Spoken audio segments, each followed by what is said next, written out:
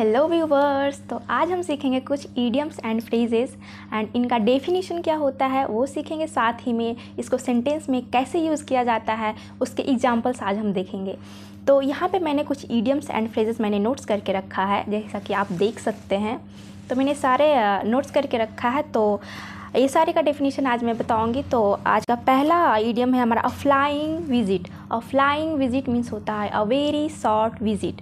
A very short visit कहने का मतलब हुआ कि कोई इंसान है जो थोड़े समय के लिए आता है तो उसे बोलते हैं a very short visit. For example, the prime minister made a flying visit. तो इसको आप इस तरह से समझ सकते हो कि जो हमारे प्राइम मिनिस्टर है वो थोड़े समय के लिए आए। थोड़ा समय कहने का मतलब अ वेरी शॉर्ट विजिट। थोड़े विजिट मतलब विजिट करना, कहीं जाना, थोड़े समय के लिए आना, तो उसके बोलते हैं वेरी शॉर्ट विजिट। तो इसको आप ऐसे याद रख सकते हो कि जो फ्लाइंग होता है, फ्लाइंग मतलब उड़ना होता है। तो कोई अगर मतलब कि एग्जांपल लेते हैं एरोप्लेन का, तो एरोप्लेन से अगर आप जाते हो तो आपको बहुत कम समय लगता है, लेकिन अगर आप पैदल या फिर गाड़ी के थ्रू जाते हो तो ज़्यादा समय लगता है। तो आप ऐसे याद रख सकते हो, उड़कर जाना, फ्लाइंग मतलब कि फ्लाई मतलब उड़कर मतलब कम समय लग रहा है।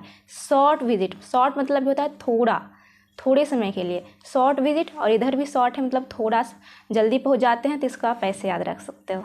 Let's move to today second idiom, that is a snake in the grass. A snake in the grass means होता है अ सीक्रेट एनिमी, जिसको आप हिंदी में आस्तीन का सांप भी कह सकते हो। For example, I can't believe my friend, he told every one about my secret plans, he is such a snake in the grass.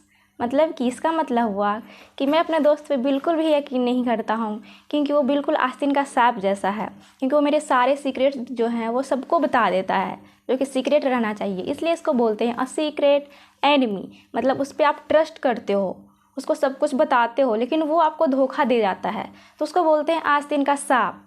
Let's move today's third idiom, that is call of. Call of means होता है cancel something.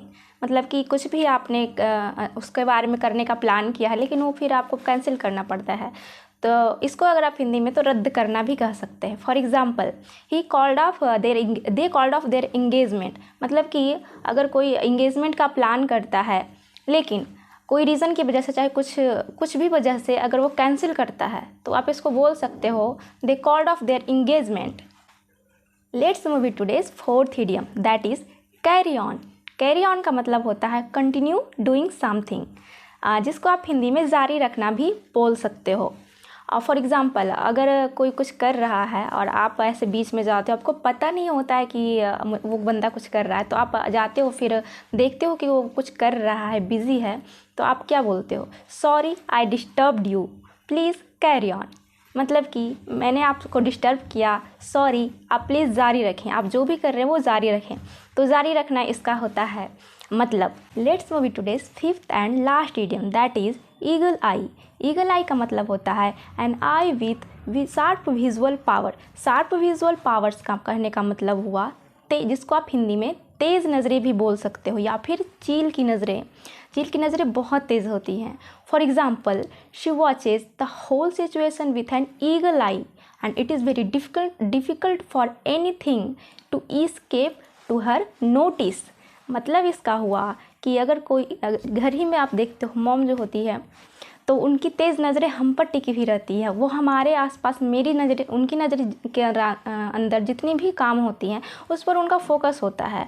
उनकी नज़रें बहुत तेज़ होती हैं, तो अगल बगल जितने भी काम होते हैं, जितनी भी हलचलें होती हैं, उनको सब पता होता है कि क्या हो रहा है।